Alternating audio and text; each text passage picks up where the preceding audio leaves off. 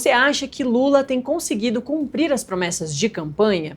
E o número também é muito ruim, 70% acredita que não. Isso agora já em maio de 2025. O primeiro dado disso que a gente tem é lá de agosto de 2023. Vê lá, 52% achavam que não, que ele não estava cumprindo, e 39% achava que sim. E aí, assim como a gente viu na desaprovação, foi abrindo, né, a partir ali, sempre cresceu, né, a resposta não, e a gente chegou aí a esse patamar bem grande e muito distante, né, professor, de 70% de não e 25% de sim. Esse também é um dado que mostra decepção, né, e não só de quem, claro, não votou no presidente Lula, mas com os 70% mostra também uma decepção dos próprios eleitores do presidente Lula, né, professor? Sim, Natália, mostra uma decepção, em larga medida uma frustração, não é? Porque político costuma prometer na campanha e a promessa no campo da retórica ela é fundamental para você angariar simpatia, consequentemente votos. Nem tudo que um político promete ele consegue entregar, mas geralmente ele tem que entregar uma parte do que ele promete. Então é um dado que também incomoda especialmente o presidente Lula e o governo. E o que é interessante, Natália, é entender alguns segmentos do eleitorado que a pesquisa, eu estava aqui acompanhando, né, nos bastidores, a Amanda Barradas, né, sempre muito gentil no contato comigo, né, nos convites, né, para eu participar com vocês, mas eu estava aqui acompanhando, ao longo do tempo, Natália, o presidente sempre teve um apoio, né, um contingente, por exemplo, no campo dos católicos.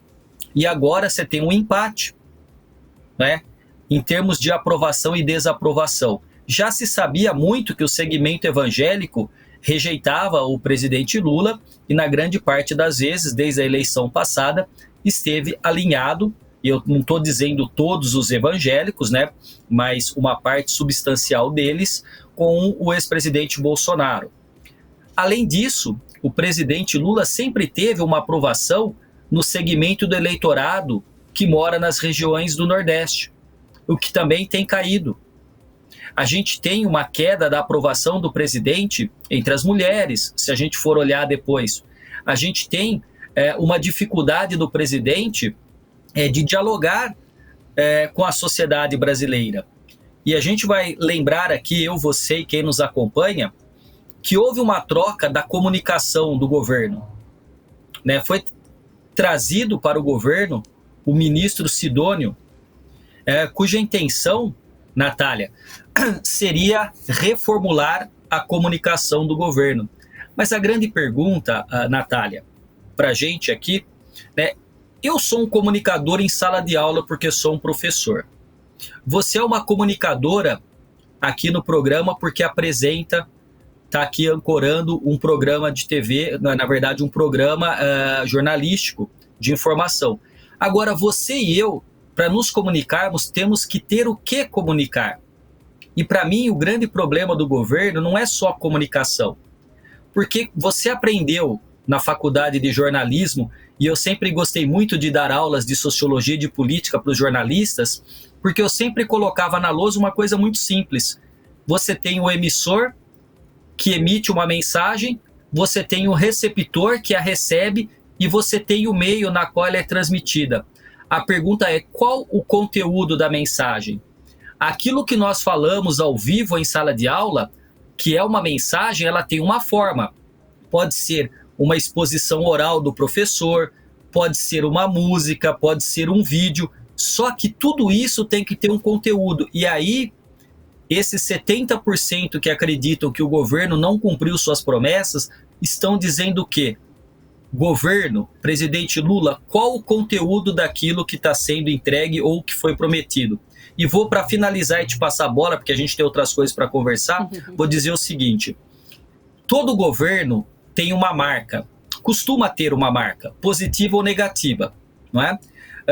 O governo Fernando Henrique, estou pegando esse que teve um mandato e um segundo mandato, entrega o Brasil com uma marca consolidada. O FHC e o PSDB, os tucanos, controlaram a hiperinflação e estabilizaram a economia brasileira. Isso foi entregue ao governo Lula. Aliás, a transição mais democrática e republicana que nós temos conhecimento na passagem de poder de um político, de um partido, de um governo para outro. Pois bem, o presidente Lula assume no seu primeiro mandato, conjuga bolsas de assistência estatal que já existiam no governo Fernando Henrique e cria o Bolsa Família, o que dá muito certo. A marca indelével dos governos Lula 1 e 2, Natália, é o quê? É a diminuição da extrema pobreza, o incremento da classe média e a força que tem os programas sociais na melhoria da vida cotidiana do cidadão e da cidadã, portanto, dos brasileiros. Essa é a marca do Lula 1 e 2. Dilma não deixa uma marca positiva, sai por impeachment, mas deixa um país em crise, ao quebrado, muito ruim, sem governabilidade. O Bolsonaro tem uma marca que me parece ser muito negativa, tanto na pandemia quanto naquilo que foi uma tentativa de golpe de Estado, portanto está sendo julgado. Qual a marca, Natália? Qual a marca, telespectador que nos acompanha, o Lula 3 tem? O que ele trouxe de novo? Qual é a novidade do seu governo? A promessa da picanha transformou-se na dificuldade de tomar um café. Transformou-se na inflação dos alimentos. E olha, eu não estou dizendo aqui, que eu entendo um pouquinho de economia, não muito, mas eu não estou dizendo aqui que a inflação dos alimentos é problema do governo exclusivamente. Mas é também. Porque se fosse o governo Lula e o PT oposição, eles estariam explorando isso de forma muito enfática, como bateram em todos os governos, bateram fortemente no governo Fernando Henrique, a ponto de dizerem que o Fernando Henrique deixou uma herança maldita para o Brasil. E agora eles estão numa situação em que eles são a grande vidraça e tem pedra para todo lado. Então, esse número, se ele está cumprindo as promessas de campanha de 70%, é uma clara, evidente e forte sinalização de que a percepção dos entrevistados na pesquisa é uma percepção de que não, de que o governo fala uma coisa e entrega outra, o que é muito ruim, como eu disse na minha primeira intervenção aqui contigo, Natália. É muito ruim não apenas no momento presente, por conta dos números, mas especialmente para um projeto de reeleição que, obviamente, quem está no poder deseja continuar. E você também tinha falado, professor, na sua primeira resposta, fazendo aquela comparação, né, da comunicação falha do governo Lula no episódio do Pix e na belíssima comunicação, né, belíssima no sentido de muito bem feita, muito útil, do Nicolas Ferreira, né, que é um opositor ao governo. Então ele conseguiu falar com mais gente e de forma mais clara, com muito mais gente, do que o próprio governo em relação ao Pix, né? Acho que também pode ser um bom ponto sobre isso, sobre a comunicação falha do governo Lula em muitos momentos. Você quer acrescentar algum ponto? É isso que você está falando. Tem um problema, Natália, de comunicação, sem dúvida nenhuma, mas tem também um problema mais profundo, porque digamos o seguinte, né? Quando você pega aqui um copo de água, você tem a forma do copo e você tem o conteúdo, que neste caso é água. A comunicação é a forma. Há que se ter atenção para o conteúdo. Ainda que o conteúdo divulgado pelo deputado Nicolas não abranja a realidade dos fatos, ou seja, absolutamente verdadeiro em relação àquilo que é factual, que é dado e que pode ser empiricamente comprovado, a comunicação dele e de muitos outros que estão no espectro da direita e da extrema-direita ganha de lavada do governo. Recapitule, Natália, e quem aqui nos segue, como foi a eleição municipal aqui em São Paulo e, por exemplo, o tipo de comunicação que o Pablo Marçal, que foi julgado, né, enfim, cometeu crimes eleitorais, está inelegível, mas pensa a comunicação do Pablo Marçal quando ele falava com o entregador do Uber, com o motoboy, muitas vezes com o morador da periferia. Uma base que sempre dialogou com o PT. E quem dialogou com essa base aqui em termos de comunicação em São Paulo foi o Marçal. Se a gente for olhar os dados da votação do Boulos, apoiado pelo presidente Lula, o Boulos teve votação em bairros mais elitizados e ricos, ao passo que o Marçal em regiões de menor poder aquisitivo, e ainda não foi para o segundo turno, porque se tivesse ido para o segundo turno, a situação poderia ter sido bem outra do que a reeleição do prefeito Ricardo Nunes. Então o PT tem tido dificuldade de se conectar com um mundo e com um país que não é mais aquele que o Lula se firmou como um político carismático, Natália, com poder de retórica, subindo no caminhão ou no palanque, falando para grevistas nos anos 70 e 80. O mundo hoje está hiperconectado. As relações das redes sociais, para o bem e para o mal, têm se transformado num aspecto muito importante naquilo que se comunica. Saiu, você deve ter visto, o telespectador que nos acompanha também, saiu ontem ou antes de ontem, pesquisa mostrando que o Lula perdeu mais de 1 milhão de seguidores em pouco tempo. E aí você tem um problema de conteúdo e de forma, comunicação e aquilo que vai ser comunicado. Para reforçar aqueles dados que a gente estava falando mais cedo, que também são da base tradicional ali de apoio do presidente Lula, que na pesquisa apareceram de forma bem preocupante. Assim como você disse, né, a desaprovação por mulheres, 54% das mulheres, também 47% dos que têm até o ensino fundamental, é um número que preocupa o governo, e 49% dos que ganham até 2 salários mínimos. E aí, em relação aos católicos, esse é um dado que apareceu pela primeira vez, e de surpresa também ali, que a desaprovação supera a aprovação entre os católicos, 53% a 49%. E o último dado que eu trago daqui, antes da gente voltar para o telão, é que para 45% o governo Lula está pior do que o esperado. Aqui a gente tem a comparação, professor, entre o governo Lula, né, e o governo Bolsonaro, que também, claro, são dados muito importantes. Lá em junho de 2023, ou seja, há 2 anos, a gente tinha esse cenário, que o governo Lula está pior, 34% pior que o governo de Jair Bolsonaro. E era um dado bem melhor para o governo, que 49% das pessoas achavam que o governo Lula estava melhor do que o governo Bolsonaro. Aí o número de bom subiu aqui, em julho de 2024, ou seja, 1 ano depois, lá de junho de 2023, e aí caiu.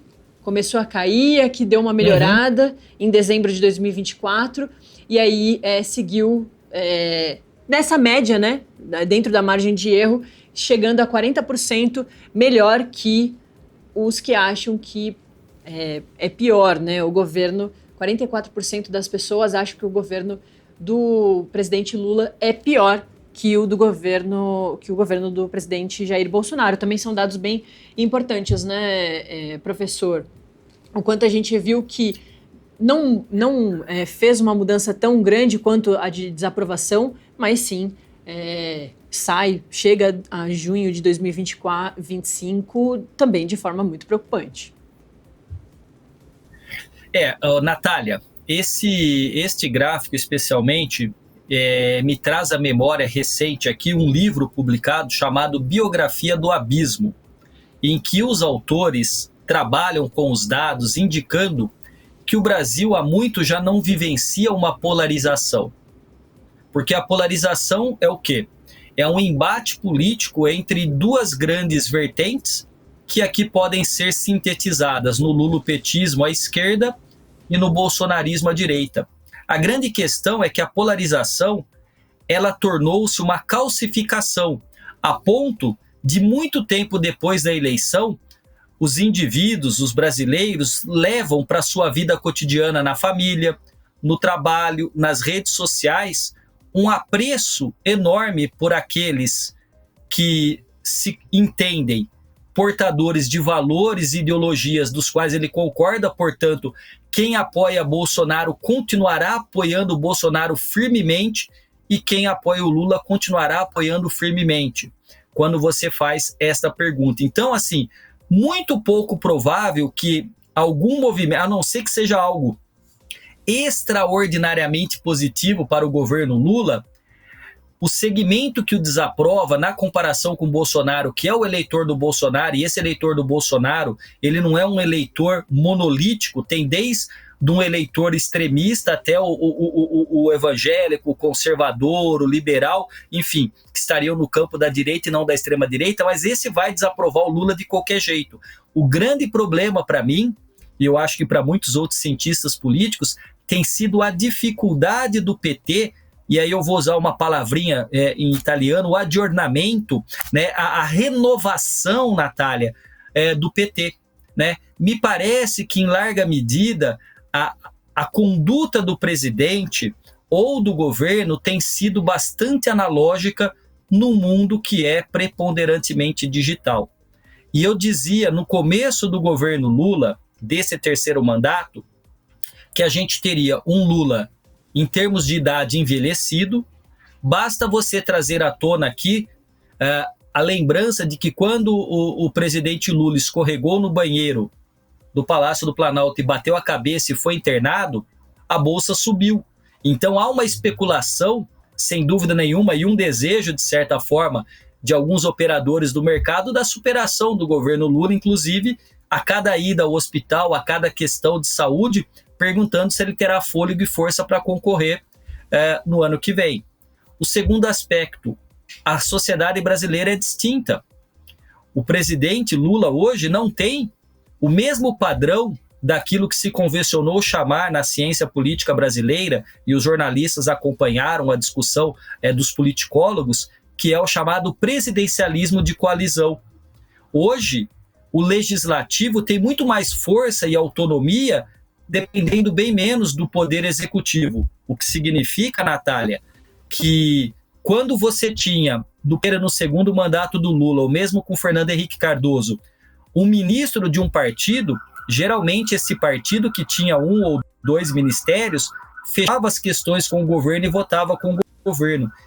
Isso é uma coisa governar o que se chama de base de apoio. Hoje não tem isso, porque desde o governo Bolsonaro, quando o Bolsonaro, ainda presidente, entrega as chaves praticamente do orçamento para o Arthur Lira, a gente tem, de fato, um Congresso, mas especialmente uma Câmara de Deputados hipertrofiada, muito forte, e que não depende tanto, nem simbólica e nem dos recursos que o governo pode oferecer, porque estão manejando das parlamentares fatias cada vez mais robustas do orçamento, sem necessariamente passar pelo executivo. Então isso é um outro dado que o governo tem que aprender a lidar com isso.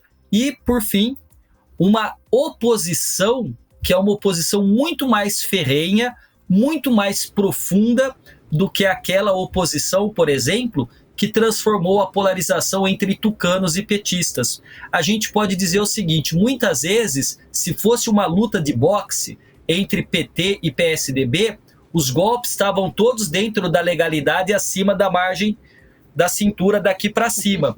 Com a extrema-direita, a pancadaria ela é abaixo da linha da cintura. Não raro, Natália, usando fake news, pós-verdade, teoria da conspiração e negacionismo de todas as ordens. E o governo tem enorme dificuldade de lidar com isso. Não só, mas eu diria a você, o campo progressista em geral.